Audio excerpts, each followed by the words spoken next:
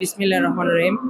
আমরা আজকে এখানে সমাবেত হয়েছি মহান স্বাধীনতার ঘোষক, রণাঙ্গনের যোদ্ধা, শহীদ প্রেসিডেন্ট জিয়াউর রহমানের সহধর্মিণী, গণতন্ত্রের আপসীন নেত্রী, যিনি দীর্ঘ 16টি বছর এই দেশ, এই রাষ্ট্রের জন্য, গণতন্ত্রের জন্য, বাক স্বাধীনতা ফিরে দেওয়ার জন্য উনি সংগ্রাম করে গেছেন নিরলসভাবে।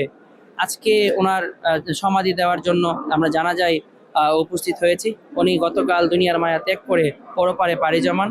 আমরা দেশবাসী এবং দেশের জনগণ যেভাবে ওনাকে আজকে লক্ষ কোটি জনতা একত্রিত হয়ে সমাধি দিতে এসেছে, আমরা ওনার বিদ্রোহী আত্মার মাগফিরাত কামনা করছি এবং মহান রাব্বুল আলামিনের কাছে প্রার্থনা করছি আল্লাহ পাক রাব্বুল আলামিন যেন ওনাকে জান্নাতের উচ্চ মাকাম দান করে এবং ওনার সুখাহত পরিবার, ওনার সন্তান দেশনায়ক তারেক রহমানকে যেন একটি সুখ সইবার মতো ক্ষমতা আল্লাহ দান করে এবং রাষ্ট্র মেরামত উনি ওনার যে লক্ষ্য ছিল, ওনার যে উদ্দেশ্য ছিল, ওনার যে পরিকল্পনা ছিল, ওইভাবে যেন আগামীতে যেন রাষ্ট্রে আসবেন এবং রাষ্ট্র ওইভাবে যেন পরিচালনা করে দেশ ও জাতির কল্যাণে সবাই যেন নিবেদিত থাকতে পারে, সেই আশায় আমরা চাই।